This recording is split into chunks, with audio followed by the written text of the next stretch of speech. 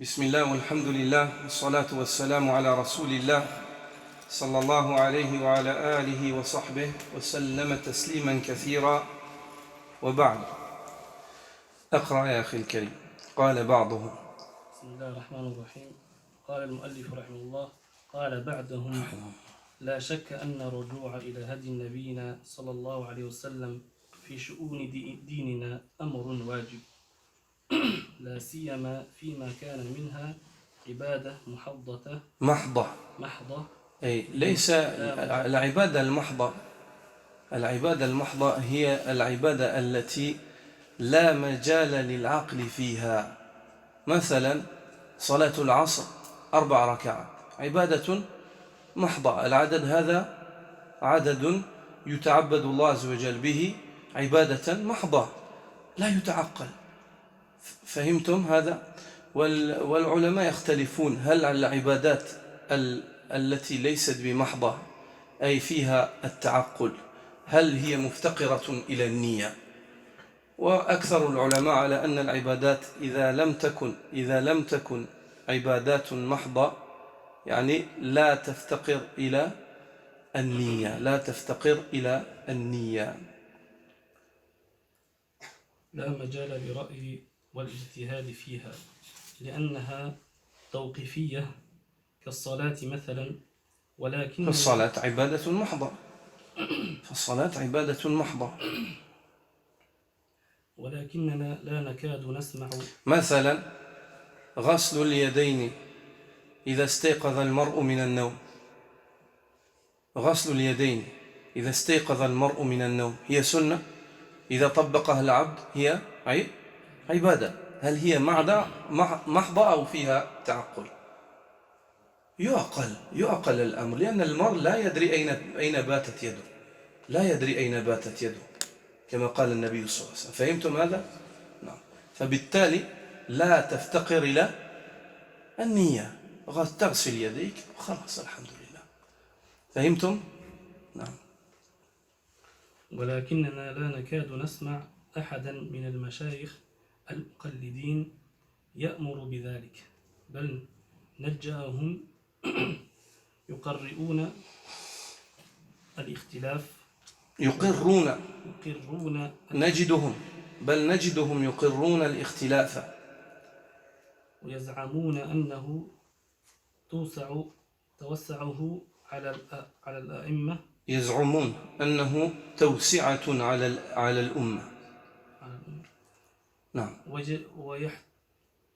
يزعمون أن هذا الاختلاف فيها توسعة، فيها تيسير. الحمد لله الأمر فيه خلاف، اختار ما شئت يا رجل، إيش فيك؟ يعني الدين ليس ضيق. هذا كلام صحيح أو باطل؟ صحيح؟ كلام صحيح هذا؟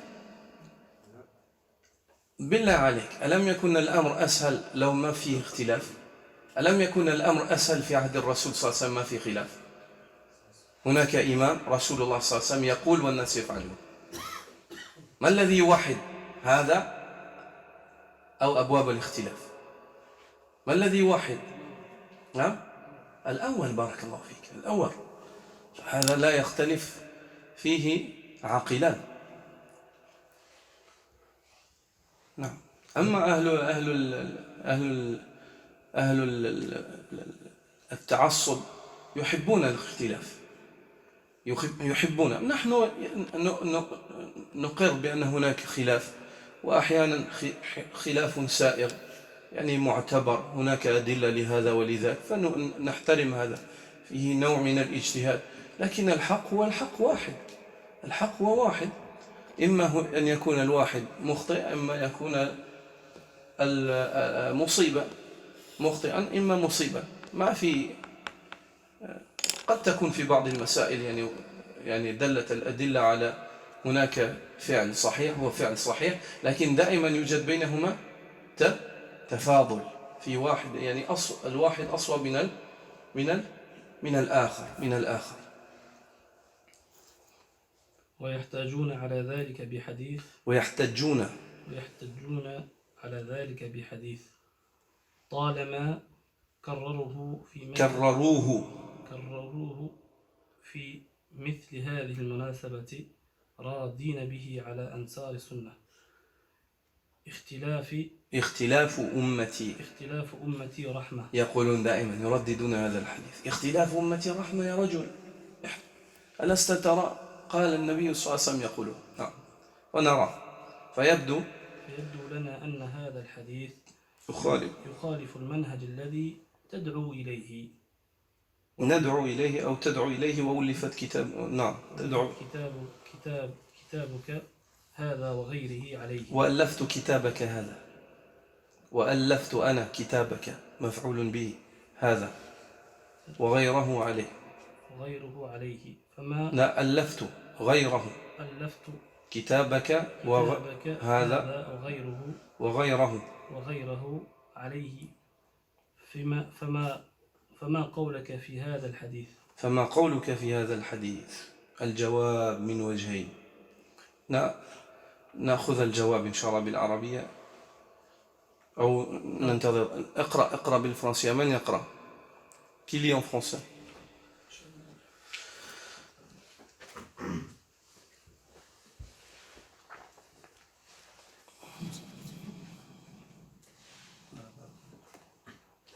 بسم الله والحمد لله والصلاة والسلام على رسول الله صلى الله عليه وسلم.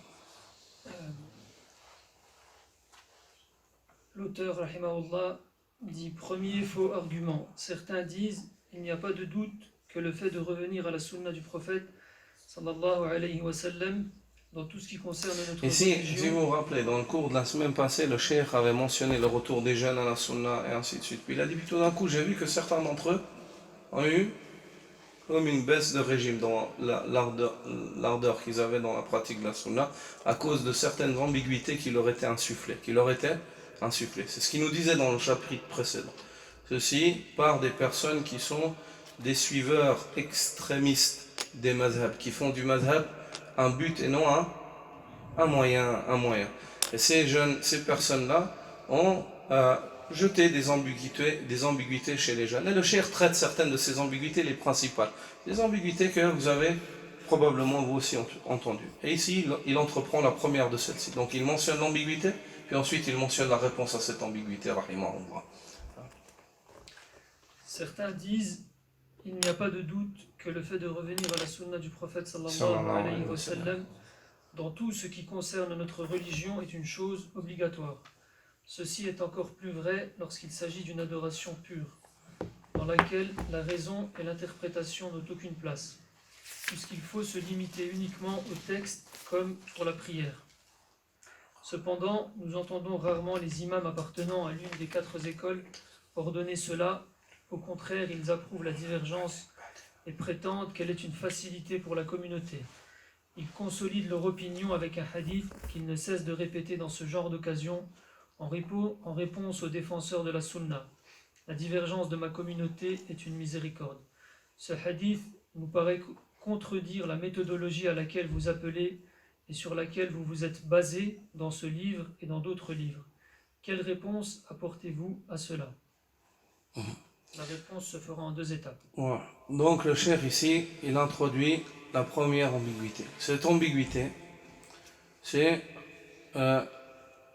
premièrement, il dit qu'il n'y a aucun doute. Il n'y a aucun doute que la guidée du prophète sallallahu alayhi wa sallam, le fait de suivre la guidée du prophète sallallahu alayhi wa sallam, c'est une obligation. Allah azza wa jalla a envoyé un messager. وَمَا أَرْسَلْنَا مِنْ قَبْلِكَ مِنْ رَسُولٍ إِلَّا لِيُطَاعَ بِإِذْنِ اللَّهِ. Nous n'avons pas envoyé avant toi un messager, si ce n'est afin qu'il soit obéi par la permission de ton Seigneur. Aussi Allah subhanahu wa ta'ala dit Inna arsalna ilaykum rasulan shahidan alaykum kama arsalna ila fir'auna rasula fa'asa fir'aunu rasula fa'akhadnahu akhdan wabila. Certes, nous avons envoyé un messager, qui soit témoin sur vous, comme nous avons envoyé un messager à Pharaon.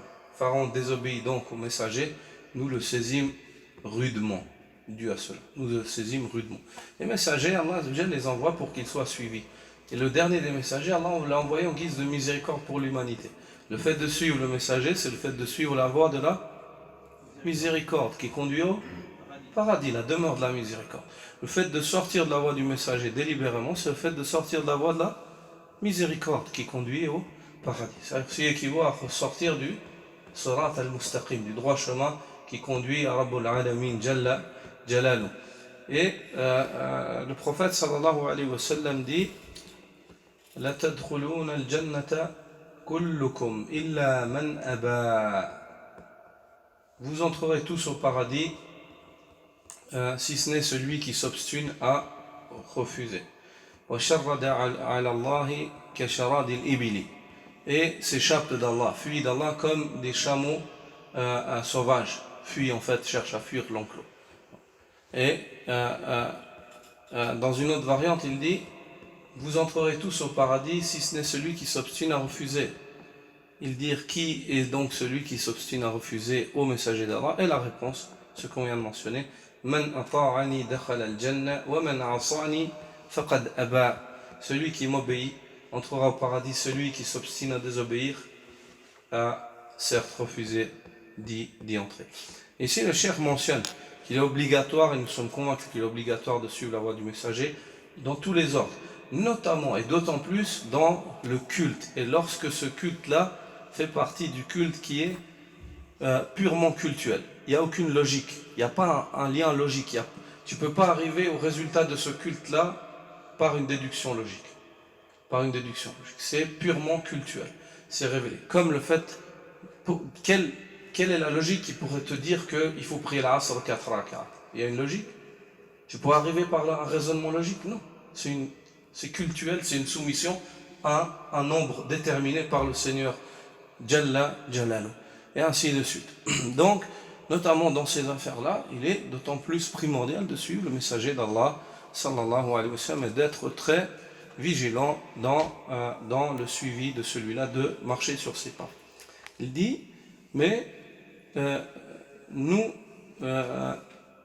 ne cessons d'entendre certains prêcheurs ou certains meshaykhs qui sont des suiveurs aveugles eux-mêmes et qui disent que ceci est obligatoire, il est obligatoire de suivre le messager, mais tout en confirmant le contraire ensuite.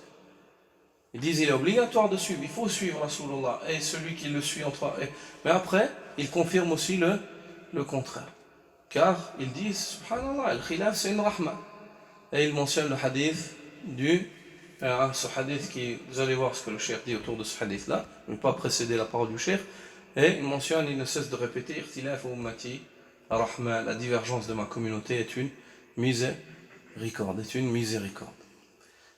Est-ce que la miséricorde, c'est le fait que les gens soient unis ou qu'ils soient divergents? Unis, c'est clair. Tout homme doué de raison, même s'il n'est pas musulman. Tu dis, est-ce que le fait qu'un peuple soit tous d'une seule main, c'est mieux, ou le fait qu'ils soient dispatchés, c'est mieux? Unis, c'est vite vu, c'est simple et clair. Avant tout. Ensuite, vous allez voir, le cheikh mentionne ce qu'il en est de ce hadith-là. Et ils ont accusé le cheikh du fait que ce livre-là n'est pas conforme à ce hadith. Pourtant, le cheikh a fait un effort et il s'est efforcé de mentionner des textes pour chacun. Nous ne disons pas que le cheikh a raison sur tout ce qu'il dit dans le livre. Le cheikh est un homme et nous pratiquons ce qu'il nous a enseigné dans le chapitre précédent et ce que nous enseignaient les imams avant lui. Quelle est cette parole? C'est que la parole de tout un chacun est à prendre ou à laisser, sauf celle du messager d'Allah sallallahu alayhi wa sallam. Mais Cheikh al-Albani, il se peut que des fois, il fait un effort pour arriver à la déduction autour de l'authenticité ou de la faiblesse d'un hadith, mais qu'en réalité, ce hadith-là, il le voit juste et il est faible chez d'autres, et que les preuves soient plus fortes de l'autre côté. Mais ici, donc, on ne dit pas que tout ce qu'il y a dans le livre, c'est la seule vérité et qu'en dehors de cela, il n'y a aucune vérité. Mais nous voulons attirer l'attention sur l'état d'esprit communautaire qu'il est important de chercher à s'unir et pas de chercher à excuser les divergences et à excuser le fait de s'éloigner les uns des autres, notamment dans la chose pour laquelle nous avons été créés, nos pratiques cultuelles. La ibada. اقرأ يا أخي. والجواب من وجهين.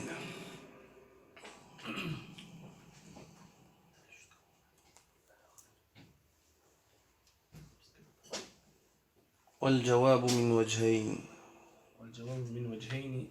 الأول أن الحديث لا يصح بل هو باطل لا أصل له.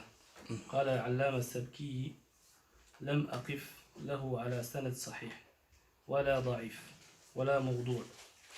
قلت وإنما روي بلفظ اختلاف أصحابي لكم رحمة وأصحابي كالنجوم فبأيهم اهتديتم. نعم. وكلاهما لا يصح. الأول واهن جدا. نعم. والآخر موضوع. وقد حققت القول في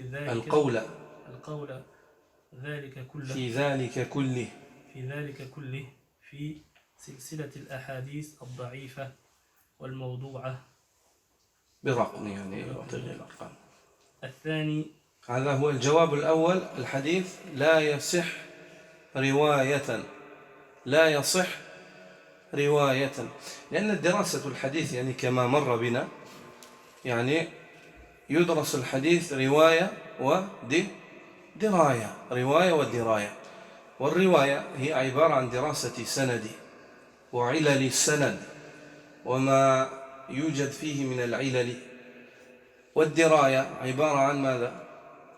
عن متن الحديث وفقهه وما يستنبط منه من الفقه.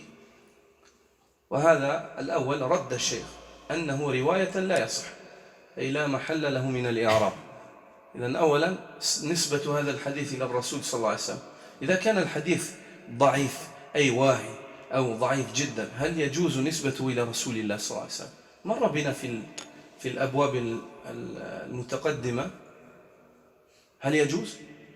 تقول قال رسول الله صلى الله عليه وسلم والحديث واهن أو موضوع، هذا حرام لا يجوز. حرمه الرسول صلى الله عليه وسلم نهى عن ذلك.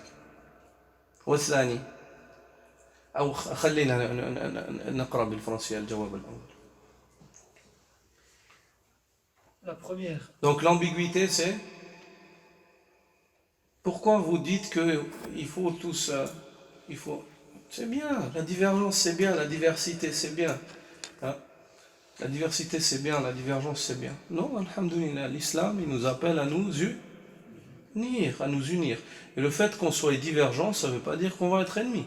Mais il faut qu'on trouve la voie de l'union. Il faut qu'on cherche qu'on fasse un effort. Et Allah seul Allah sait combien on va réaliser cela. Mais on sera rétribué selon l'effort qu'on a fait pour s'unir. Quant à la réussite, elle est entre les mains d'Allah subhanahu wa ta'ala. Donc la réponse à ce hadith-là, qui se prétendu hadith, la divergence de ma communauté est une miséricorde, se fait en deux parties. La première. Le hadith n'est pas authentique. Il est même faux et n'a aucun fondement. L'imam savant Subki a dit « Je ne lui ai trouvé aucune chaîne de rapporteurs, qu'elle soit authentique, faible ou même inventée. » Subhanallah. Ce hadith-là, en fait, il n'a même pas de sanad. Il n'a même pas de chaîne de transmission. Il ne rentre même pas en ligne de compte, en fait. Il est très connu, oui. Il est très connu, mais les bêtises, elles se font connaître facilement, en règle générale. Et l'homme, il est prompt à les apprendre et à les distribuer. Quant au bien, il demande un peu plus d'effort. Et ce hadith-là, il est batil, il est caduc.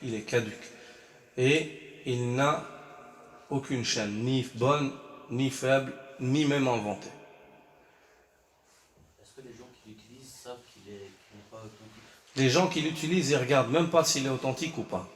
Les gens qui utilisent ce genre de hadith, il suffit qu'ils entendent une parole qui va dans le sens de ceux qu'ils aiment et ceux à quoi ils veulent appeler, ils l'emploient. Ils n'ont aucune amana ilmiya. Dans la transmission. Ils ne s'intéressent pas. Ils ne s'intéressent pas à l'authenticité à la base dans leurs sermons, dans leurs exhortations, dans leurs cours. Ce qui rentre dans le hadith du prophète où il a menacé du feu ceux qui Oui, on l'a dit auparavant. On vient de dire ça auparavant. Non. On vient de dire. Inna kadhiban alayya laysa ka kadhibin ala ghayri. Man kadhaba alayya muta'ammidan falyatabawwa maq'adahu minan nari.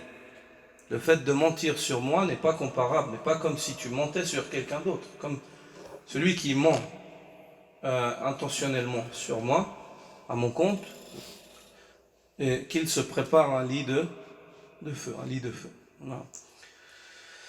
Donc, ici, ces personnes qui emploient ce hadith-là, à la base, en règle générale, c'est des gens qui ne s'intéressent pas. Et la question que tu as posée, elle est intéressante, et la réponse, elle est comme ça, c'est que c'est des personnes qui ne s'intéressent pas du tout.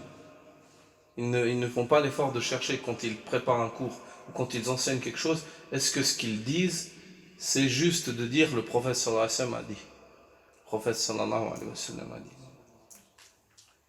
Je dis, ce hadith a plutôt été rapporté avec les termes suivants.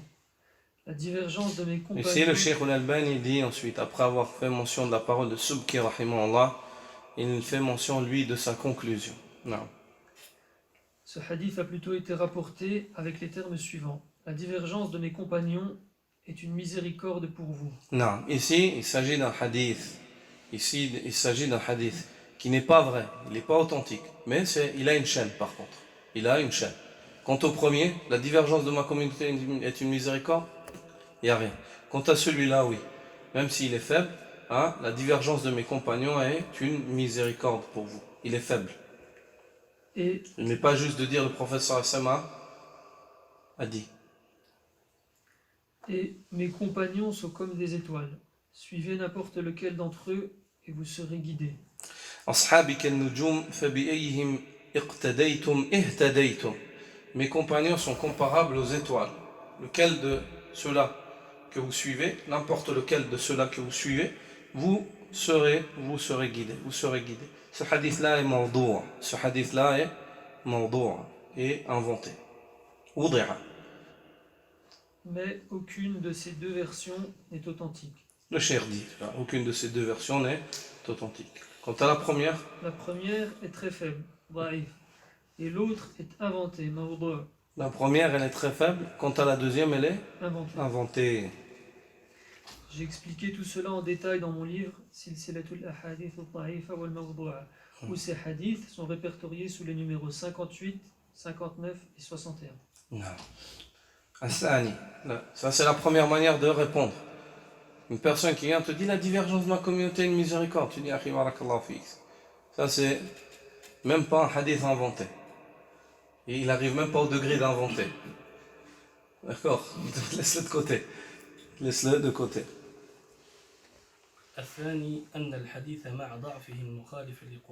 On a dit que l'étude du hadith, elle est sous deux angles.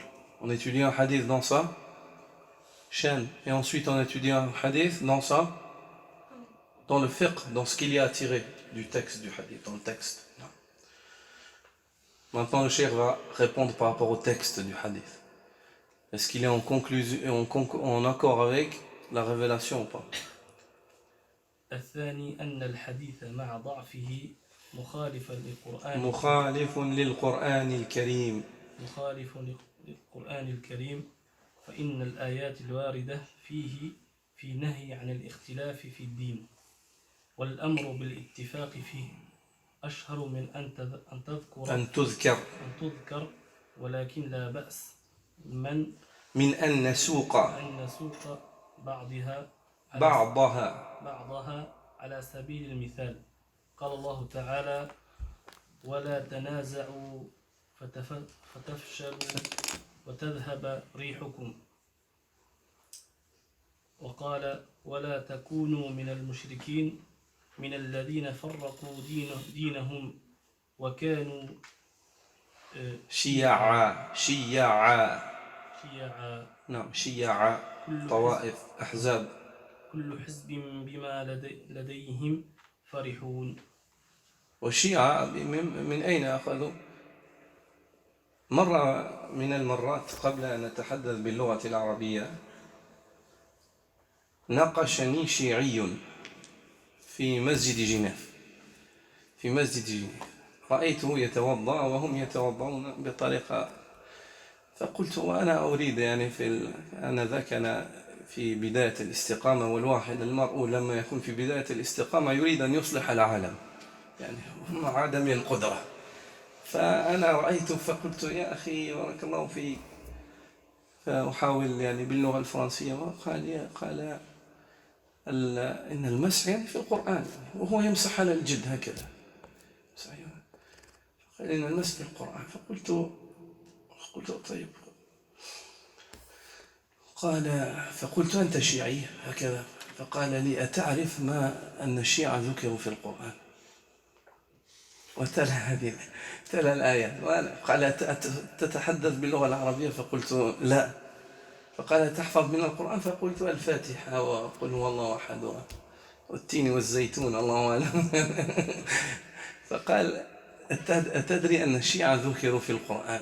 فقلت سبحان الله. فقال لي ذكر لي هذه الآية، فسبحان الله. فبقي في ذهني ذكر شيعة، هذا اللفظ هكذا لما ذكره لي بقي في ذهني، فحجج. فقلت الله أعلم، أنا الحمد لله طريق السنة هو الأصوب، ليس لي يعني آلات للمناقشة، ولكن أعلم يقينا أن طريق السنة هو الحق. فخرجت فتركته. فسبحان الله، فبقي لي هذا اللفظ وهذا الصوت شيعة في أذني وفي ذكري. فلما أخذت أقرأ القرآن بعد هذا باللغة العربية فوجدته، وبحثت في الترجمة، فإذا رأيت أن هذا يذكرون بالذم، يعني هذا اللفظ يذكر بالذم. سبحان الله. والشيعة من أين سموا شيعة؟ شيعة ما معنى الشيعة؟ الحزب، نعم. ولماذا سموا شيعة؟ شيعة علي، من هنا أخذوا الاسم من أول الأمر، يعني أظهروا أنفسهم كأنهم شيعة علي، طائفة علي، الموالين لعلي والمنصرين له، وليسوا كذلك. فإن أمير المؤمنين رضي الله تعالى عنهم بمعزله، نعم، رضي الله تعالى عنهم. ولا يزالوا مختلفين إلا من رحم، ولا يزالون مختلفين إلا من رحم ربك. سبحان الله. فإذا كان من رحم ربك لا يختلفون، وإنما يختلف أهل الباطل، فكيف يعقل أن يكون الاختلاف والشيعة من أهل الباطل رحمة؟ فكيف يعقل أن يكون الاختلاف رحمة؟ كيف؟ بأي عقل؟ نعم.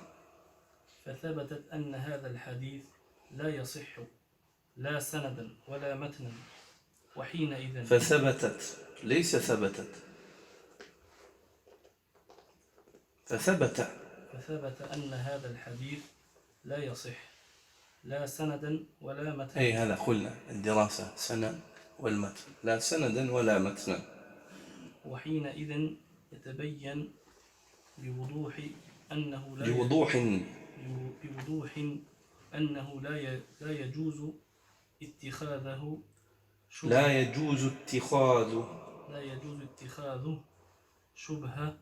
شبهة للتوقف عن العمل بالكتاب والسنة الذي أمر به الأئمة في ما ذكرنا آنفا وما ذكره الشيخ، نحن قرأنا رحمه الله. لي mon frère, Inch'Allah. La deuxième, le hadith, en plus de sa faiblesse, est en contradiction avec le Saint-Coran. En effet, les versets coraniques qui mettent en garde contre la divergence dans la religion, tout en exhortant les croyants à s'unir, sont tellement connus qu'on pourrait se passer de les citer. Mais il n'y a aucun mal à rappeler quelques-uns comme exemple.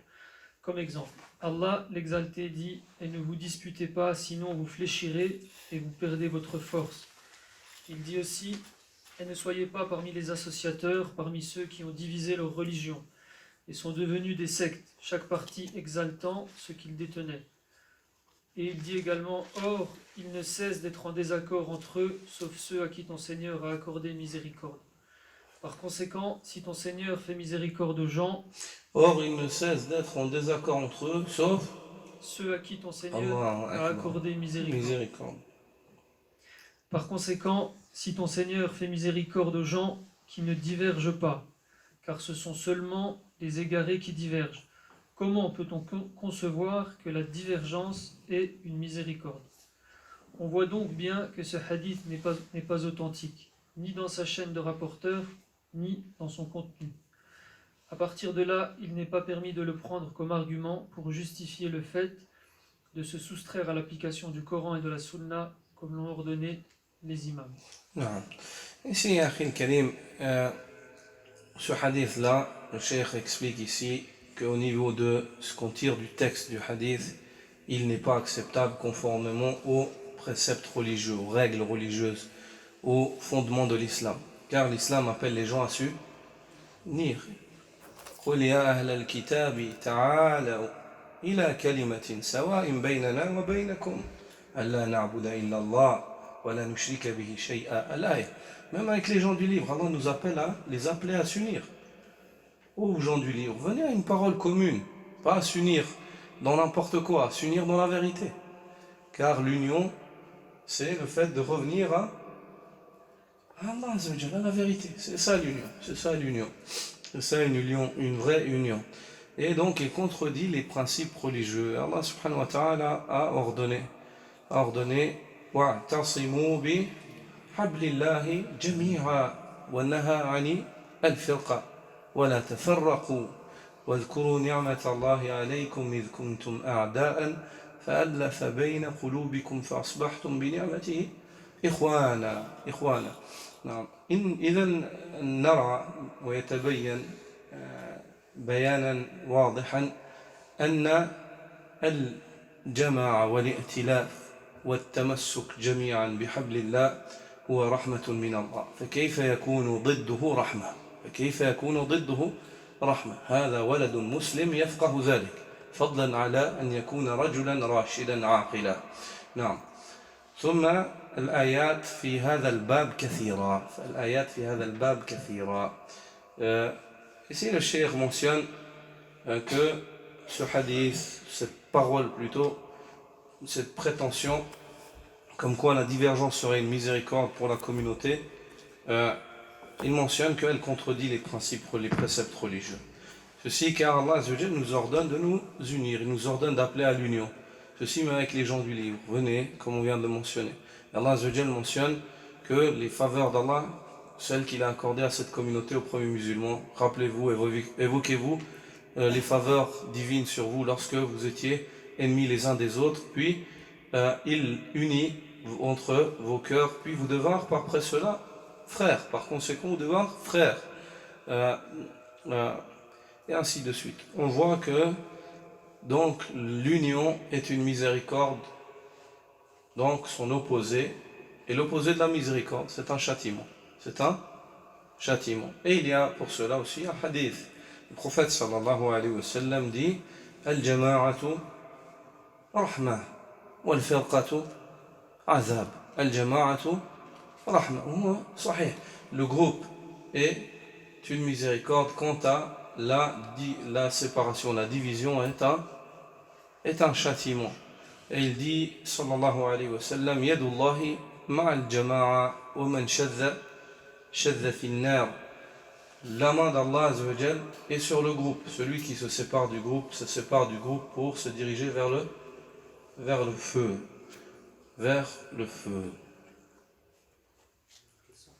Abdullah ibn Mas'ud dit إذا فسد الناس فعليك بالهدى الأول. Lorsque les gens se corrompent, reviens donc à la première guidée, celle sur laquelle était le premier groupe des musulmans, celui qu'Allah sauva alors qu'ils étaient ennemis, il fit d'eux des frères. Non. Donc suis leur voie et tu seras sur la voie de la miséricorde. Ensuite, le cheikh mentionne ici certains versets, il lit وَلَا تَنَازَعُوا فَتَفْشَلُوا وَتَذْهَبَ رِيحُكُمْ. Ne vous disputez pas, ne vous disputez pas en divergeant. فَتَفْشَلُوا وَتَذْهَبَ رِيحُكُمْ. Ceci car vous vous inclinerez dans la direction de l'égarement et vous perdrez de votre force. ولا تكونوا من المشركين من الذين فرقوا دينهم وكانوا شيعا كل حزب بما لديهم فرحون.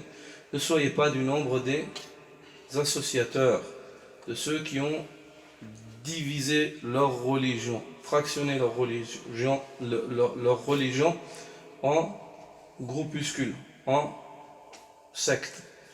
Et chaque groupe d'entre eux se prétendant fier de ce qu'il possède ou de ce sur quoi il est. Aussi la parole d'Allah Azza wa Jal, وَلَا يَزَالُونَ مُخْتَلِفِينَ إِلَّا مَنْ رَحِمَ رَبُّكَ وَلِذَلِكَ خَلَقَهُمْ. Et ils ne cessent d'être divergents, si ce n'est ceux à qui ton Seigneur a accordé miséricorde de sa part. Donc ce verset-là, le cheikh ensuite développe. Il dit, si le fait que ceux à qui Allah accorde miséricorde ne divergent pas, comment est-ce que la divergence pourrait être une miséricorde? Le verset il est clair quant à cela. Il est clair quant à cela. Aussi il y a une autre manière de répondre. Le cheikh n'a pas mentionné ici. Une autre manière de répondre après avoir répondu par ces deux points. Ces deux points-là sont les réponses essentielles, les clés du débat dans l'emploi de cette parole, de cette prétention qui dit que la divergence serait une miséricorde pour la communauté. Un troisième, c'est le fait de dire, et même si nous acceptons, même si vous veniez avec une chaîne de transmission qui prouve que ce hadith est vrai, nous disons que la miséricorde est une divergence pour ceux qui savent là où ils peuvent diverger et là où la divergence ne doit pas les diviser. Pour ceux qui savent là où la divergence ne doit pas les diviser. C'est vrai qu'elle est une miséricorde. Parce que c'est des gens à qui Allah Azza wa Jalla a accordé la compréhension de la religion, même en temps de fitna. Même en temps de fitna. Comment ? Quand il y a un effort de compréhension entre... Ils ont les deux le même texte, c'est l'effort de compréhension de la mise en pratique de ce texte, le contexte dans lequel il s'applique. Là, ici, c'est une divergence qui se vaut. Ou alors, avec des fondements. Ainsi de suite. Il y a beaucoup de chapitres dans le fiqh où il y a des divergences comme ça, Mais est-ce que ça veut dire que nous, on doit ouvrir les livres de fiqh et puis chercher où elles sont ces divergences? Comme ça, j'ai le choix, je vais voir ce qui me plaît? Non. L'être humain doit agir conformément à ce qui le... On répète souvent cette parole. Il doit agir conformément à ce qui le convainc et non ce qui lui convient. Il doit agir conformément à ce qui le convainc et non ce qui lui convient. D'accord? Tu dois chercher ce qui te convainc. C'est-à-dire tu ne dois pas avoir un désir dans l'âme et chercher quel est le savant qui te le permet. Hein? Et puis faire de ta religion en fait un escalier pour le suivi de tes passions. Mais tu dois chercher ce que dit ta religion, puis ensuite soumettre ton âme à cela. Ya ayyuhalladhina amanu udkhulu fi silmi kaffa. Ô vous qui avez la foi, entrez totalement en soumission. Soumettez vos âmes à la volonté d'Allah Azza wa Jal. Soumettez vos âmes à la volonté d'Allah Azza wa Jal. Pas après. قال الآخرون إذا كان الاختلاف آخرون إذا كان آخرون معنى الآخرون الذين يأتون في الأخير صح؟ آخرون والآخرون نعم إذا كان الاختلاف في الدين منهيا عنه الله يرحمك يا أخي والله إنا نحبك في الله عز وجل فهذا الذي جعلنا نبتسم وليس غيره الله يحفظك ويجمعنا في الجنة بارك الله فيك. فماذا تقولون في اختلاف الصحابة والأئمة من بعدهم؟ وهل ثمة فرق بين اختلافهم واختلاف غيرهم من المتأخرين؟ الجواب نعم. هناك فرق كبير بين الاختلافين ويظهر ذلك في شيئين. الأول سببه والآخر أثره. فأما اختلاف الصحابة فإنما كان عن ضرورة واختلاف عن ضرورة واختلاف طبيعي منهم في الفهم، لا اختيارا منهم لاختلاف.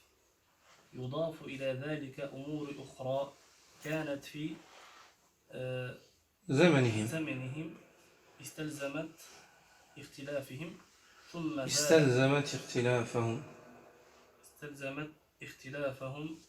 ثم زالت من بعدهم.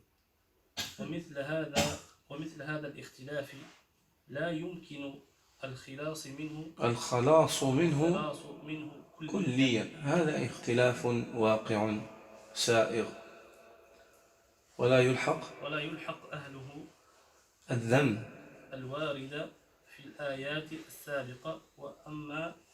وما في معناها لعدم تحقق شرط المؤاخذة، وهو لأن مناط التكليف يعني مرتبط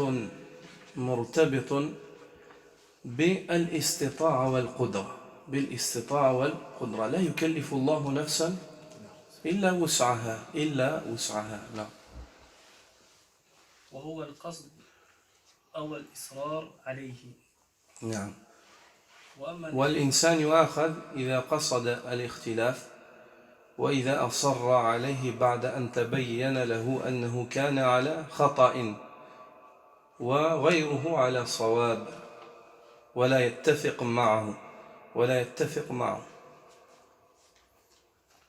وأما الاختلاف القائم بين المقلدة فلا عذر لهم فيه غالبا، فإن بعضهم انظر إنصاف الشيخ منصف رحمه الله، لا يقول فلا عذر لهم البتة، غالبا يقول فلا، غالبا يعني قد يكون أحيانا لهم عذر. هذا إنصاف، سبحان الله، إنصاف أهل السنة في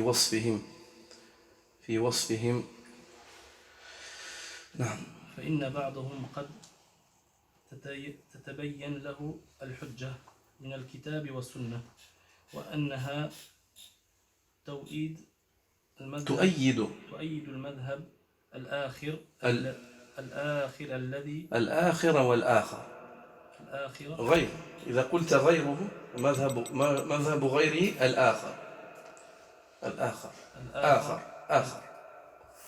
الآخر الذي لا يتمذهب به عادة، فيدعها لا شيء إلا لأنها خلاف مذهبه. فيدعها لا لشيء إلا لأنها خلاف مذهبه. فكأن المذهب عنده هناك يعني أين اسم أن؟ فكان المذهب لأنها خلاف مذهبه. أين اسم أن؟ لأن خلاف الاسم. أين اسم أن؟ لأنها كيف تقرأ هذا؟ لأنها خلافة أو لأنها خلافا. لأنها خلافة. لماذا؟ اصبروا. لأنها خلاف مذهبه. طيب هذا أن وأخواتها ماذا تفعل؟ طائفة من الحروف تنصب ماذا؟ نسيت أو نسيت أو تناسينا.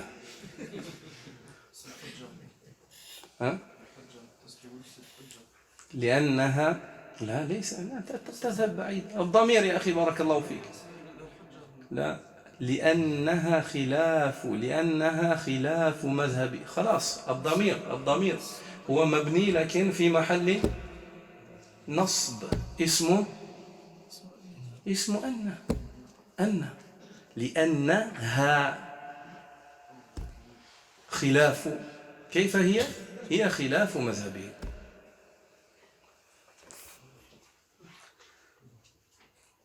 فكأن المذهب نعم عنده هو الأصل وهو فكأن المذهب أو المذهب فكأن المذهب بارك الله فيك المذهب اسمه أن عنده هو الأصل أو وأين خبرها؟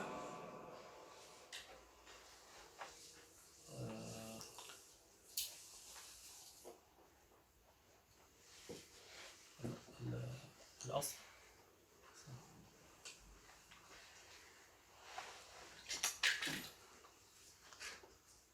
كأن المذهب الأصل أو عنده الأصل عنده هو الأصل شبه الجملة في محل الرفع خبر أو نعم خبر كأن أو أن أو هو الدين الذي جاء به محمد صلى الله عليه وسلم والمذهب الآخر الله أكبر